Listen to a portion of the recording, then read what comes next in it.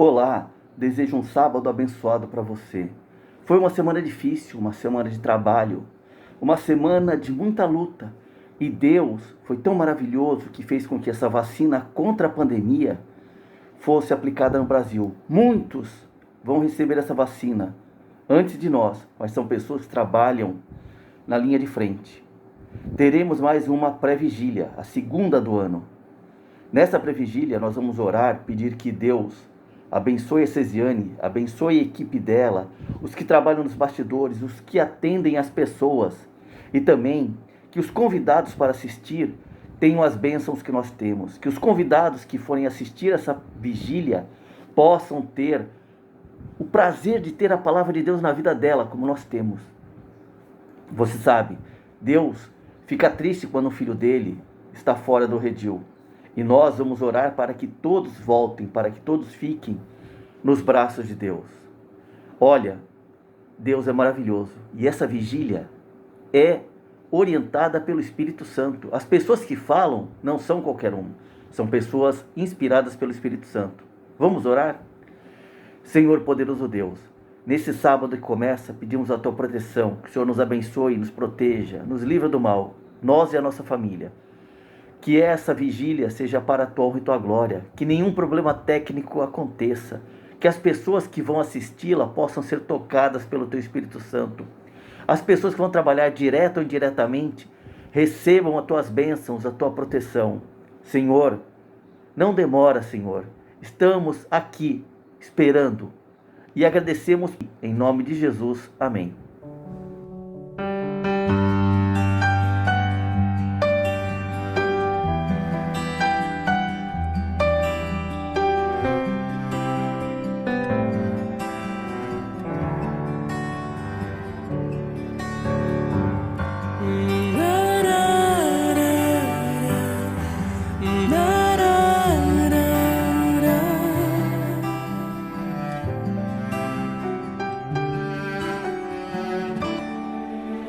Não conte teus maiores sonhos a ninguém.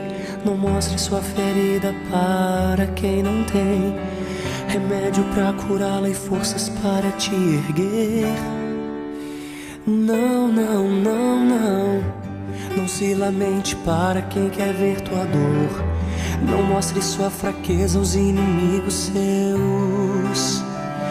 Mostre só pra Deus. Não chore para quem não sabe decifrar a lágrima de sofrimento em teu olhar. Existe um lugar que é próprio para isso. É você e Deus, é no altar. Quando contei os meus sonhos para alguém, me disseram são grandes demais pra você. Quando falei onde queria chegar, me disseram pare por aqui, não vá além. Mas com Deus foi bem diferente. Ele me disse vai em frente, eu contigo estou. Quando eu senti medo de seguir, disse prossiga, eu te fiz pra ser um vencedor. Desde então eu nunca mais me limitei. Guardei no coração as palavras de Deus. Descobri que os planos dele para mim são muito maiores que os meus. Eu vou chorar pra Deus, vou contar tudo pra Deus. Vou fechar a porta do meu quarto e ficar a sós com Deus, só Ele e eu. Eu vou mostrar pra Deus todos os sonhos meus. Tudo em seu altar eu entregarei. A partir de hoje é Deus e eu, e mais ninguém.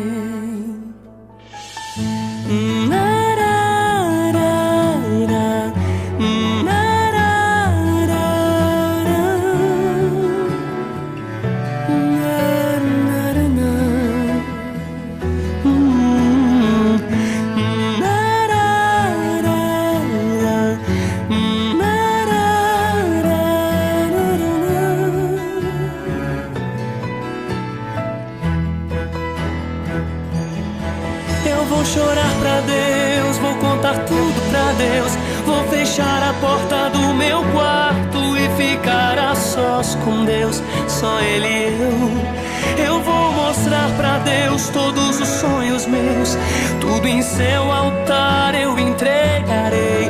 A partir de hoje é Deus e eu, e mais ninguém.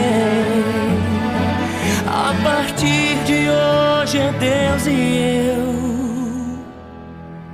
e mais ninguém.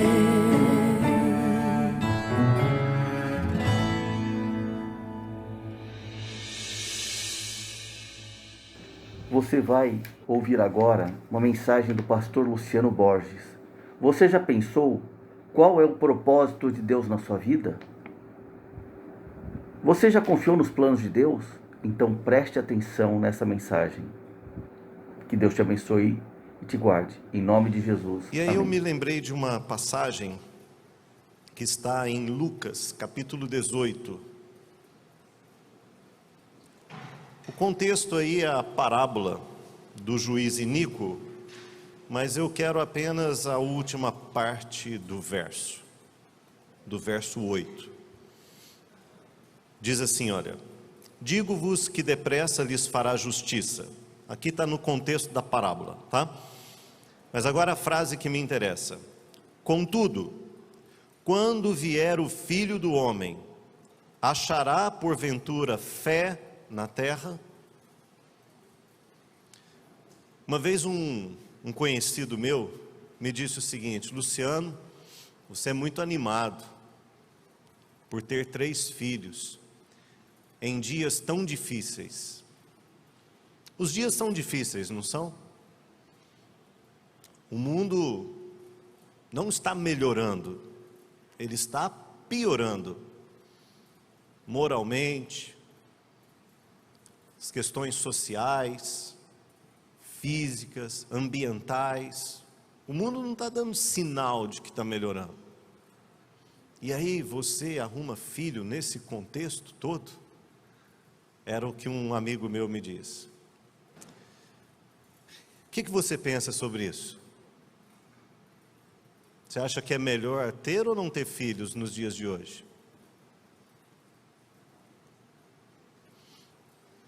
Aí Jesus pergunta: contudo, quando vier o Filho do Homem, achará porventura fé na terra? As pessoas hoje estão vivendo com mais fé ou com menos fé?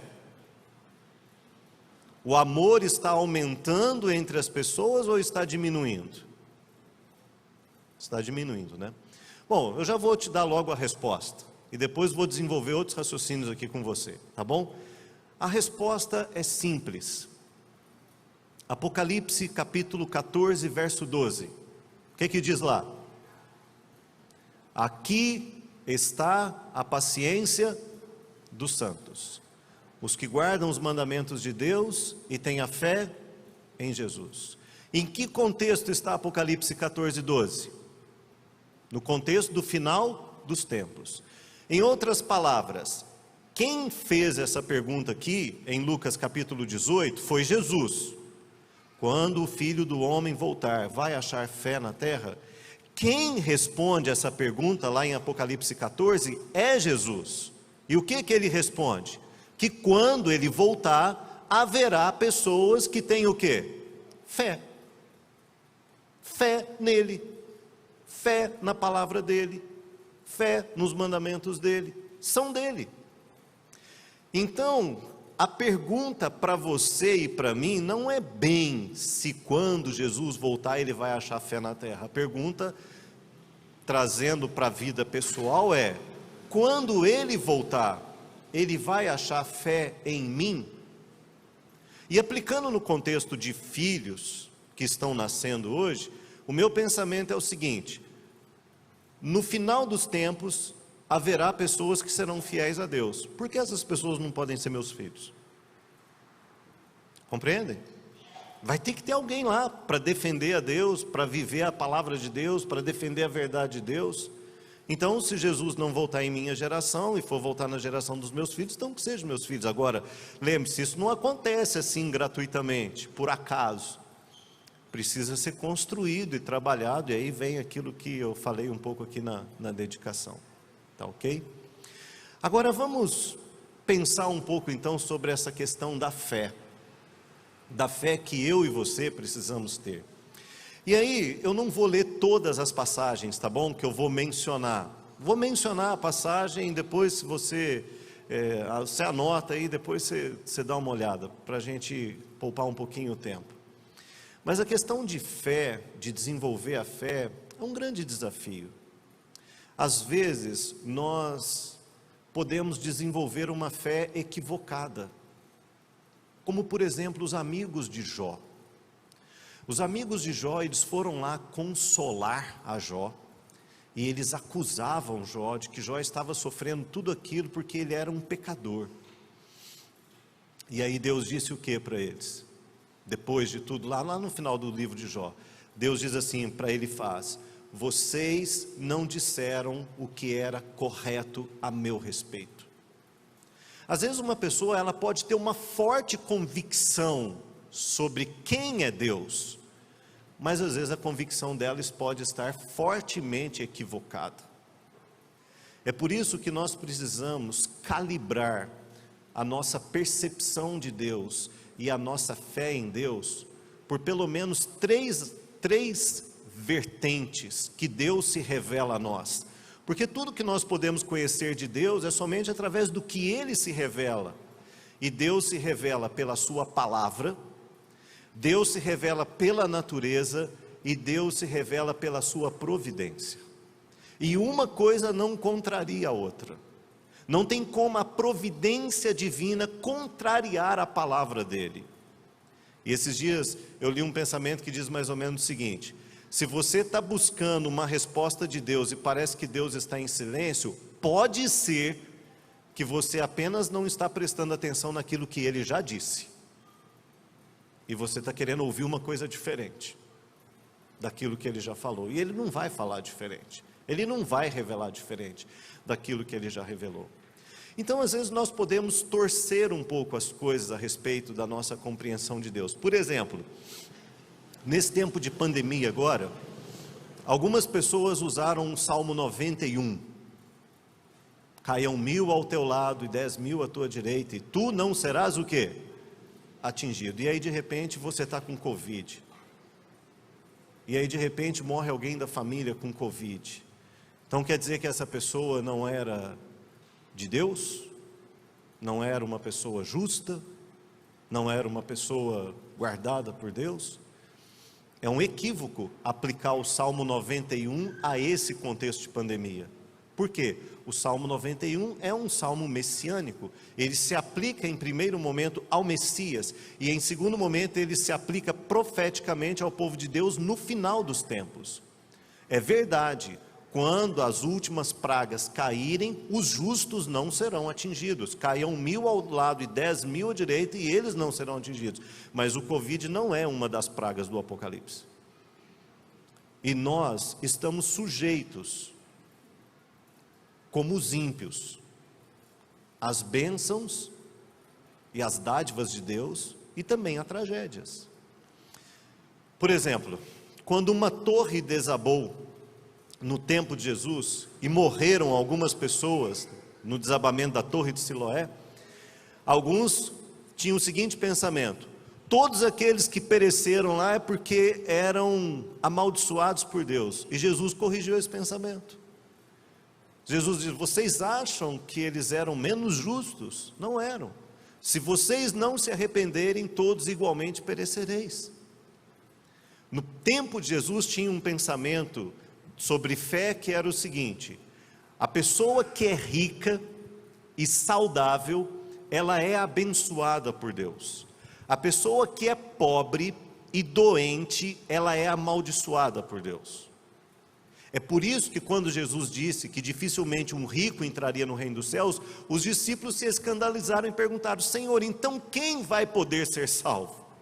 Porque na cabeça deles é o seguinte: se quem a gente achava que está salvo não está salvo, então quem vai ser salvo? Por isso eles fazem a pergunta. E aí Jesus começou a corrigir esse pensamento. Nem sempre riqueza e saúde são sinônimos de que está tudo bem com a vida da pessoa em relação a Deus. E nem sempre doença e pobreza é sinônimo de que está tudo mal na relação da pessoa com Deus. Existem dois profetas na Bíblia que é muito contrastante o final da vida dos dois: Elias e Eliseu. O que aconteceu com Elias no final da vida dele? Foi arrebatado, trasladado, sem ver a morte. Que coisa extraordinária, né? Elias subiu para o céu e lá está, sem ter passado pela morte. Se você lê os Ungidos, que é aquela versão na linguagem de hoje, né, de Profetas e Reis, eu aproveitei esses dias de quarentena, né, esse ano meio louco que foi 2020, para ler mais. E gostei muito de ler essa coleção de livros, né, Os Escolhidos, Ungidos, estou lendo ainda. No livro Os Ungidos, Ellen White, ela menciona o final da vida de Eliseu. Ela diz que Eliseu ficou doente, gravemente, por um bom tempo doente, e morreu doente. Mas ele sentia, diz ela, a presença e o cuidado de Deus com ele. Elias viveu, foi trasladado. Eliseu ficou doente e morreu. Eu te pergunto, qual dos dois era mais servos de Deus? Um era mais do que o outro? Agora, se você quer uma coisa assim, bem contrastante, é Atos capítulo 15, aonde fala ali, eu posso ter errado agora a passagem, não confere não, é aquele capítulo que fala da prisão de Pedro. No início do capítulo em Atos, que fala da prisão de Pedro, nesse capítulo que fala como a igreja orou por Pedro, e de como Deus libertou milagrosamente a Pedro, é o mesmo capítulo que fala que Tiago foi morto ao fio da espada. Então eu te pergunto, então Pedro era mais dedicado a Deus do que Tiago? Tiago também não era um apóstolo? Não era também um discípulo? E por que ele morre ao fio da espada e Pedro é libertado da prisão? Aí, queridos, a gente entra numa coisa chamada propósito divino. Deus tem um propósito com a vida de cada um de nós. E o propósito que Deus tem para a minha vida não é igual ao que Deus tem para a sua vida. A maneira como Deus vai me fazer passar pela vida, as provações, os sofrimentos, as bênçãos, as alegrias não serão iguais. Mas a gente tem essa mania, né, de querer ser igual. A gente tem essa mania, poxa, mas Senhor, olha lá como é que fulano está e eu estou aqui nessa, né? Por que eu não estou igual a ele? Você precisa confiar no propósito de Deus para a sua vida. Obrigado aí o pessoal da mídia, é Atos capítulo 12, não 15. Agora vamos pensar num outro raciocínio aqui. No Evangelho de João, lá no finalzinho, no capítulo 21, aquele que Jesus chama Pedro e pergunta para Pedro 3 vezes se Pedro o amava, e Pedro responde que o ama. Aí tem um momento, se não me engano é ali a partir do verso 18, que Jesus diz assim para Pedro: Pedro, quando você for mais velho, eles vão te levar para onde você não quer ir, e você vai estender a tua mão, dizendo com que tipo de morte Pedro iria morrer, que era crucificado. E aí o capítulo continua, Pedro entendeu o que Jesus disse para ele: eu vou morrer crucificado.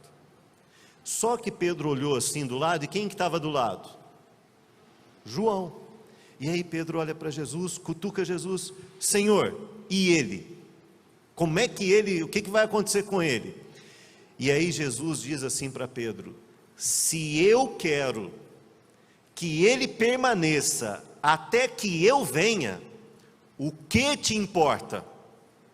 Quanto a ti, segue-me. O que Jesus disse claramente para Pedro?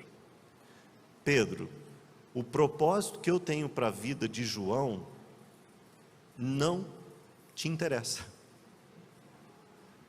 O que você precisa estar interessado é no propósito que eu tenho para a sua vida, em como você vai me honrar, em como você vai me glorificar. Então, Pedro, segue-me. Já aconteceu isso com você na sua vida? Eu me lembro uma vez que eu estava dando estudo bíblico para uma pessoa, e a pessoa diz assim: mas Luciano, e o fulano da minha família que não conheceu isso aqui, como é que é? Então como é que eu vou aceitar e ele não e tudo? Falei: amigo, você está entendendo a vontade de Deus para a sua vida, faça o que você está entendendo, e quanto a ele, o que te importa, amigo? Deus vai também se manifestar na vida dele, de outra forma, não sei, mas a gente tem uma mania de projetar nos outros, de pensar nos outros, quando nós temos que responder por nós mesmos. É um compromisso pessoal, inalienável, meu com Deus. Eu não tenho como decidir por outra pessoa, nem por esposa, nem por filhos, nem por mãe, nem por pai, nem por parentes, nem por amigos. Eu só posso responder por mim mesmo, o chamado de Deus na minha vida, a fé que eu preciso ter nele. E para você não perder a base geral do raciocínio, volta lá na primeira pergunta: quando Jesus voltar, ele vai achar fé na terra? Sim, ele vai achar fé na terra. Então a pergunta eu mudei: quando ele voltar, ele vai achar fé em mim? Então eu estou te desafiando a pensar em como você precisa desenvolver a sua fé. A sua fé não pode estar em convicções equivocadas a respeito de quem Deus é, do caráter dele. Não permita a sua mente vacilar por causa da prosperidade dos perversos. Não permita a sua fé vacilar, porque às vezes, como um servo de Deus, você tem que passar por privações e sofrimentos. E do outro lado também você tem que entender que existe um contraste. Por exemplo, tem gente que quando sofre se apega em Deus, quando passa o sofrimento esquece Deus. Nós precisamos ser fiéis a Deus em todos os momentos da nossa vida, quer as coisas estejam indo muito bem, quer as coisas estejam indo muito mal, quer eu esteja gozando de muita saúde, quer eu esteja enfermo, quer eu esteja feliz da vida com o meu saldo bancário, quer eu esteja passando por privações e dificuldades. Eu preciso ser fiel a Deus, porque a minha fidelidade a Deus não pode depender do que Deus faz, ou do que Ele é capaz de fazer. A minha fidelidade a Deus precisa depender de quem Ele é, e do que Ele é na minha vida.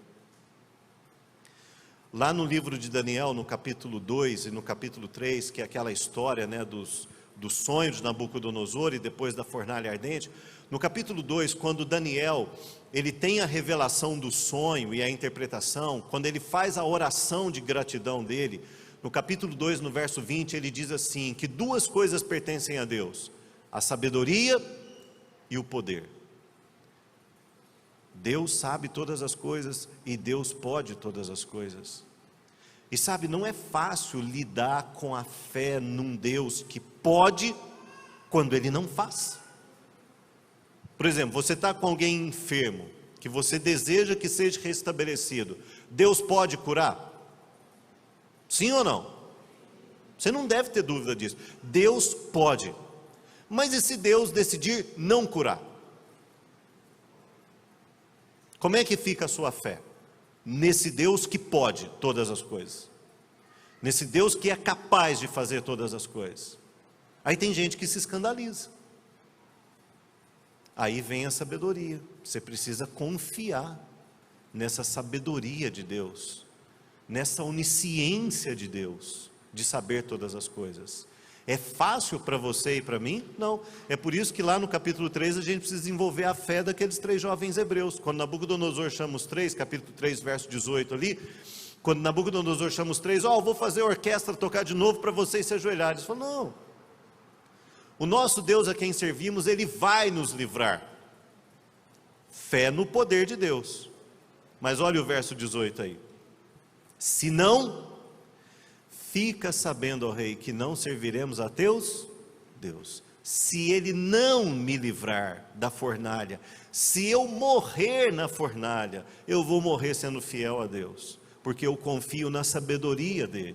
Eu sei que Ele pode, mas se Ele, em sua onisciência, escolher não, eu vou confiar nele. Aí aquela célebre declaração de fé de Jó, que para mim é a maior declaração de fé na Bíblia: ainda que ele me mate, eu nele confiarei.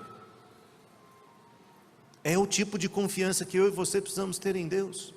Sabe por quê, amigos? Porque Deus continua procurando fiéis na terra. Olha o que diz o Salmo de número 101: os meus olhos procurarão os fiéis da terra.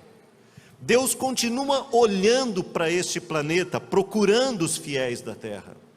Ele olhou no tempo de Noé e encontrou Noé. Noé achou graça diante de Deus. Ele olhou no tempo ali de José, encontrou José. Olhou na Babilônia, encontrou Daniel e seus amigos. Olhou em Jerusalém, encontrou Jeremias, encontrou Ezequiel lá fora, entre os cativos. Deus continua olhando e procurando os fiéis. E Ele continua olhando hoje. E a pergunta é: Ele está encontrando em você hoje uma pessoa fiel a Ele? Tem uma coisa, entretanto, que me intrigou na Bíblia. Eu queria que você abrisse a sua Bíblia agora em Mateus capítulo 12. Eu confesso para vocês que isso aqui me fez assim, por um tempo na minha vida, questionar a Deus. Mateus capítulo 12. Eu vou ler a partir do verso 38 até o 42 para você entender todo o contexto aqui. Então alguns escribas e fariseus replicaram: Mestre, queremos ver da tua parte algum sinal. Ele, porém, respondeu: uma geração má e adúltera pede um sinal, mas nenhum sinal lhe será dado senão o do profeta Jonas. Porque assim como esteve Jonas 3 dias e 3 noites no ventre do grande peixe, assim o Filho do Homem estará 3 dias e 3 noites no coração da terra. Agora, olha o que Jesus diz. Isso é o que me intriga. Ninivitas se levantarão no juízo com esta geração e a condenarão, porque se arrependeram com a pregação de Jonas.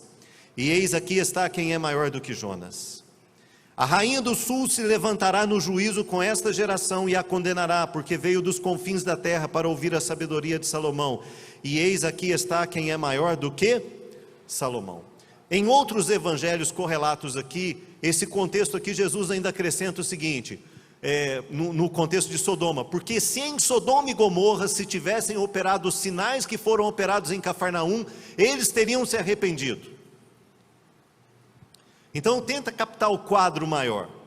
Jesus está dizendo que ninivitas se converteram com a pregação de Jonas, e Jesus também disse que se os sinais que ele fez em Cafarnaum fossem feitos em Sodoma e Gomorra, eles teriam se arrependido. E aí o que me intrigava? Por que não foram feitos esses sinais em Sodoma e Gomorra para que eles se convertessem? Isso durante muito tempo da minha vida, sabe? Eu participava, quando eu me formei, em 96, meus primeiros 2 anos de trabalho foi como obreiro bíblico, como auxiliar de evangelismo. E às vezes a gente fazia campanhas nas cidades, conferência, pregava para evangelizar, abrir igreja em cidade que não tinha adventista e tal, ou fortalecer igrejas que eram fracas. E às vezes eu lia essa passagem e pensava assim: nossa, será se aqui, se eu pudesse fazer os milagres que Jesus fez, será se não ia se converter muito mais gente? Aí eu perguntava: por que eu não consigo então fazer esse milagre? E por que não foi feito esses milagres no tempo de Sodoma e Gomorra? Aí você vai pensar ainda: quem é que era lá fiel a Deus no tempo de Sodoma e Gomorra? Abraão, Ló, tudo bem que a fé de Ló ficou meio assim bagunçada por ele ficar vivendo muito lá em Sodoma, mas Abraão era um servo. Abraão era um homem que falava face a face com Deus. Por que Deus não enviou ele lá em Sodoma para fazer os milagres que Jesus fez e não converter todo mundo de Sodoma? Por quê? Isso me intrigava, até que eu entendi uma coisa a respeito de Deus, e essa passagem que eu li foi a que me ajudou a entender. Os ninivitas se converteram com a pregação de quem? De Jonas. E a rainha de Sabá foi ouvir a sabedoria de quem? Salomão. Sabe o que é a verdade a respeito de Deus nesse aspecto? é que Deus nos mantém em um ponto de equilíbrio para que a gente possa exercer o nosso livre arbítrio. Deus não faz uma extorsão da verdade em nós, de maneira que você não tenha como fugir. Por exemplo, o que os fariseus pediram aqui? Dá-nos um sinal, né? Eu me lembro uma vez que uma pessoa falou assim para mim: pastor, eu só vou acreditar que o sábado é o dia de guarda se eu ver escrito no céu. Eu falei, então você não vai acreditar nunca, meu filho, porque está escrito na palavra, e a palavra basta. Deus nos mantém em equilíbrio. Como assim, pastor? Do outro lado, quem é que nos oprime? Satanás. Mas Satanás, ele não pode ir além daquilo que Deus estabelece como limite. Por exemplo, lá em Coríntios, o que a palavra diz? Não vos veio tentação que não fosse o quê? Humana, sem que com ela também viesse o quê? O escape. O poder de Satanás também é contido. E Deus também se contém. Bom, você não precisa crer como eu estou partilhando com vocês como eu entendi, como eu acredito hoje. Eu acredito que Deus nos mantém em um ponto de equilíbrio para que a gente realmente exerça o livre-arbítrio. Então, sabe por que não foi feito os milagres de Jesus em Sodoma e Gomorra? Porque para Sodoma e Gomorra bastava da parte de Deus o que Deus deu a eles, através do testemunho de Abraão. Como para os ninivitas, bastava a pregação de Jonas. Como para a rainha de Sabá, bastava a sabedoria de Salomão. Não precisava o próprio Cristo, bastava aquilo que Deus estava dando. E se você parar para pensar em Jonas, né, tem gente na igreja que às vezes fica chateado quando a gente, pastor, repete algum sermão, alguma coisa. E hoje eu repeti um monte de coisa que eu já preguei aqui para vocês no passado, né? Mas a pregação de Jonas era uma coisa única. Jonas andava pela cidade e pregava 40 dias e Nínive será o quê? Destruída. Mas o Espírito Santo atuou e aquelas pessoas se converteram. A rainha de Sabá saiu do sul e foi ouvir a sabedoria de Salomão. Então, sabe o que basta para você e para mim hoje, para que a gente tenha fé em Deus e confie nele? Basta o que Deus nos deu. Então você não deve ficar buscando um sinal da parte de Deus, ou que algo muito espetacular tenha que acontecer, ou extraordinário, para então você crer. Não, querido, você precisa crer e confiar com aquilo que Deus manifesta hoje na sua vida.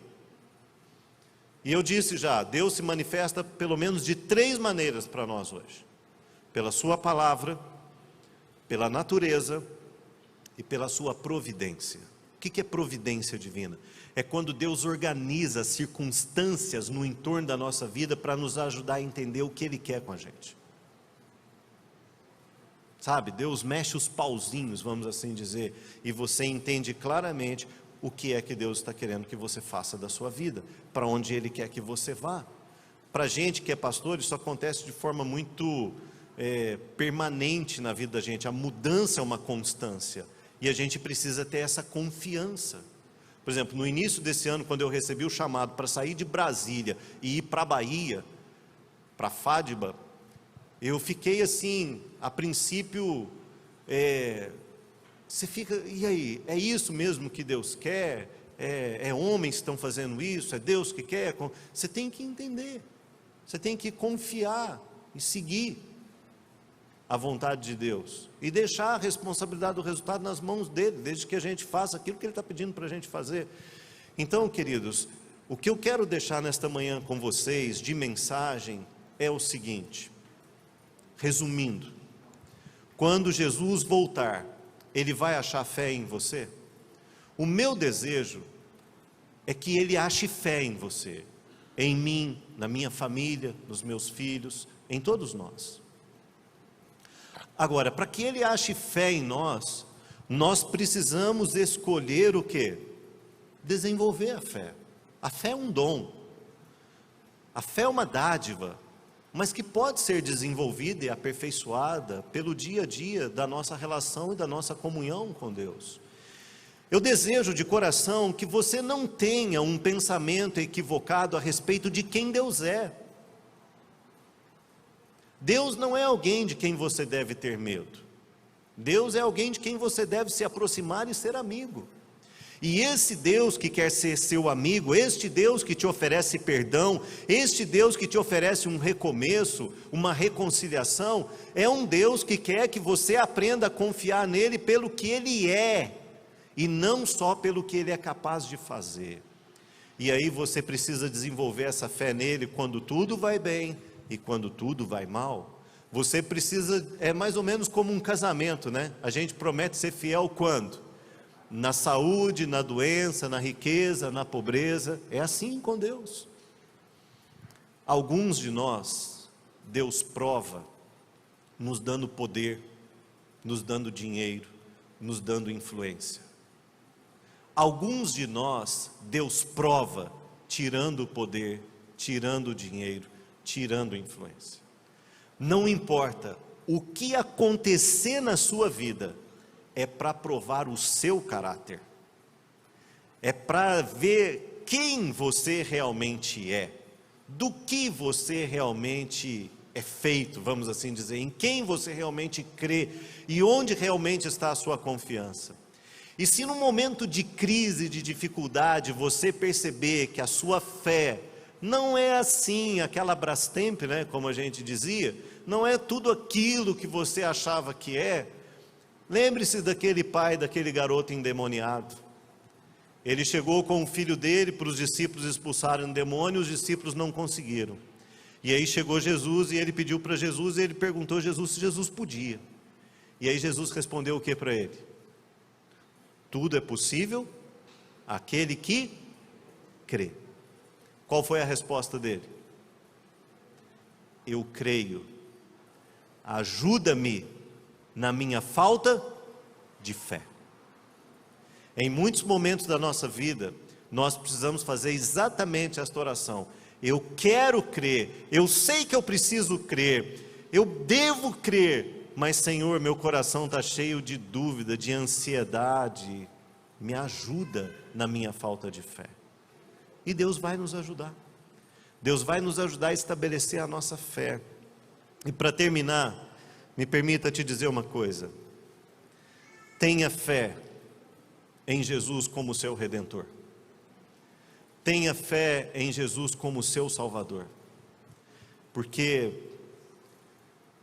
não existe nada mais importante na nossa vida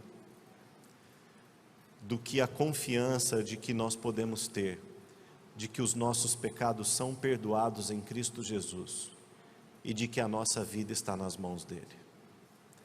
Queridos, a vida é um milagre. Você está vivo aqui hoje é um milagre. Cada dia que a gente acorda é um milagre, é uma dádiva de Deus. E é por isso que Jesus diz que a gente precisa viver um dia de cada vez. Não se sobrecarregue com o amanhã, porque o amanhã trará os seus próprios cuidados. Viva hoje, entregue sua vida hoje nas mãos de Deus. Conceda a Ele o domínio e o governo da sua vida. Aceite o perdão que Ele te oferece e tenha fé nele.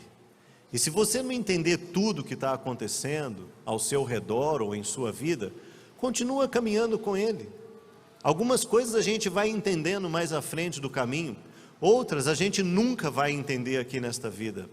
Mas um dia, quando Ele voltar, não haverá mais dúvidas nenhuma em nosso coração. Mas até lá, a gente precisa exercer a fé, a confiança nesse Salvador que nos ama e que deu a sua vida em favor de cada um de nós. Que Deus te abençoe, querido, e que você possa hoje entregar o seu coração completamente a Jesus e confiar nele de todo o seu coração. Amém. Querido Deus, obrigado, Senhor, pela mensagem que encontramos em Tua Palavra, nos estimulando a termos fé no Senhor, ó Pai. Ajuda-nos, Senhor, em nossa falta de fé. Ajuda-nos a pegarmos mais ao Senhor como nosso Salvador e também como o Senhor de nossa vida. Que esses dias difíceis que vivemos, ó Deus, que coloca tão patente diante de nós a fragilidade da vida, que o apoio real de nosso viver esteja no Senhor, ó Pai, e que possamos confiar no Senhor e ter a nossa vida inteiramente depositada em Tuas mãos e conduzidas por Ti, ó Pai. Que o Senhor abençoe a cada um de nós que estamos aqui nesta manhã. Ajuda-nos para que possamos andar neste mundo como servos Teus, como servas Tuas, pessoas que possam honrar e glorificar o Teu nome, e que os Teus santos anjos possam nos guardar, nos livrar e nos proteger de todo mal e de todo perigo.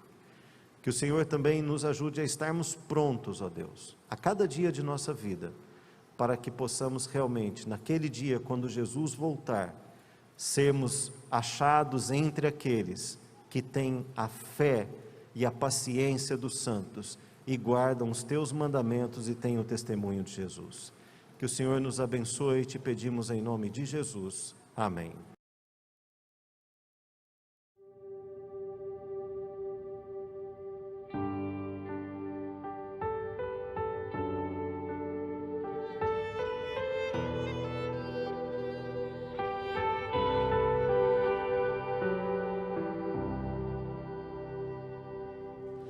Mais importante que sonhar é entender Teus planos, Teus sonhos realizar.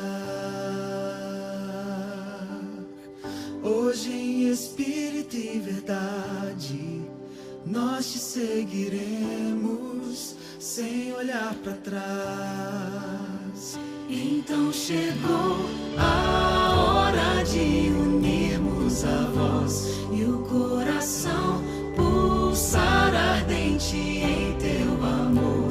Nos rendemos, nos rendemos. Chegou a hora de levantarmos a voz. Chegou a hora de erguermos nosso louvor, meu Senhor.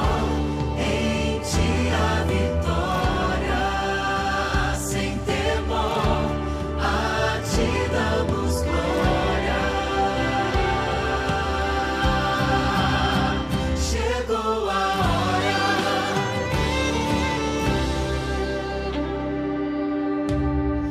Deixamos tudo para trás, temos novo rumo e verdadeira paz. E não podemos nos calar, o Evangelho ao mundo devemos proclamar. Então chegou a hora de viver a missão e sem temor levar ao mundo o Teu amor. Sem demora, sem demora. Chegou a hora de levantarmos a voz. Chegou a hora de erguermos nosso louvor, meu Senhor. Em Ti a vitória, sem temor, a Ti damos glória.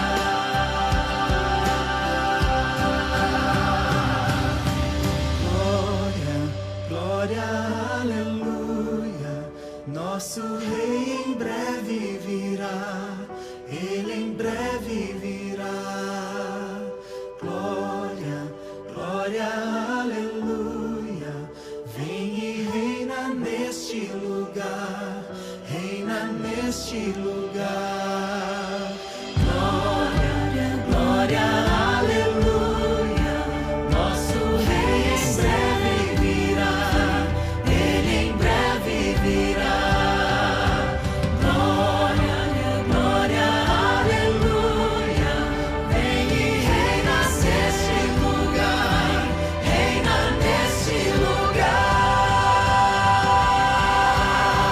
Chegou a hora